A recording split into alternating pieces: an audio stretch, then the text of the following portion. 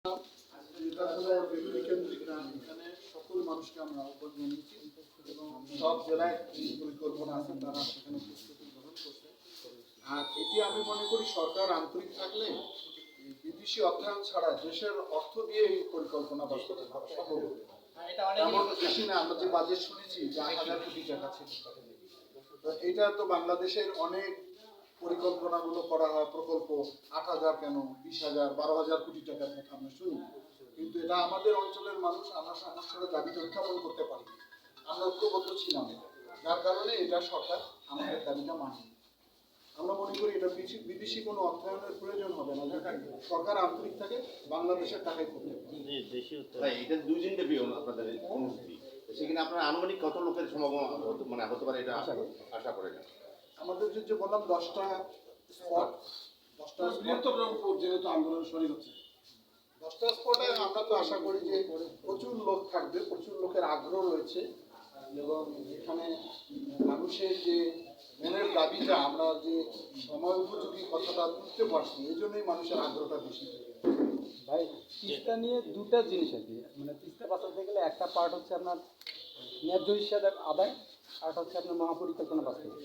তা আপনার ন্যায্য হিসাব ব্যাপারে আপনি আন্তর্জাতিক পর্যায়ে আপনারা যেখানে যান, এই মুহূর্তে মনে করেন যে গণমাধ্যমের মাধ্যমে হোক, যেভাবে হোক এটা আমরা উপস্থাপন করলাম, কিন্তু মহাপরিকল্পনা বলেন বা অন্য ইয়েটা বলেন, সেটা যদি বাস্তবায়ন করতে এই মুহূর্তে আপনি কার কাছে দাবিটা রাখবেন, বা আপনারা ক্ষমতায় আসলে আপনাদের কোনো পরিকল্পনা আছে?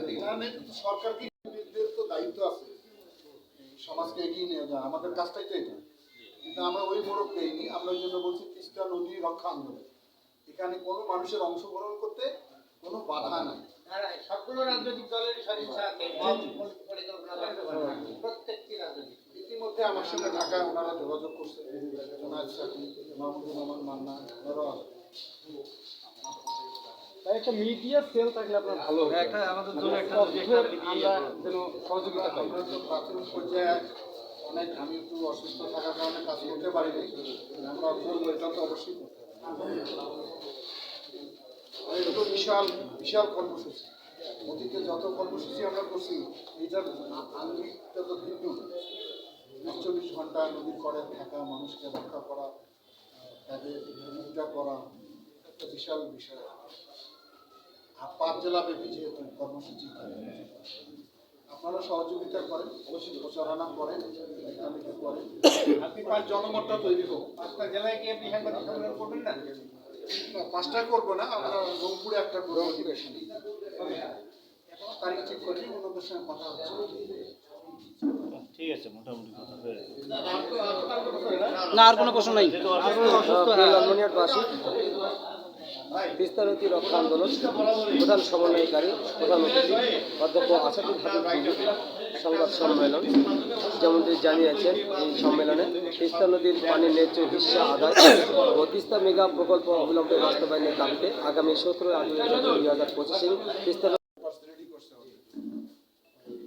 মামুনের নেতৃত্বে ওনারা যারা এই ব্যাপারে বোদ্ধা, যারা এই ব্যাপারে গবেষক, ওনারা এই ব্যাপারে প্রস্তাব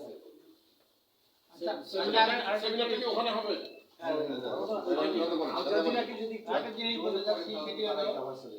জয়েন্ট রিভার কমিশন আছে বাংলাদেশ ভারত, এটি তো অনেকবার মিটিং হয়েছে, সেই মিটিংয়ে আমার থাকার সৌভাগ্য হয়েছে, অনেকগুলো মিটিং হয়েছে। এই কিনা বলে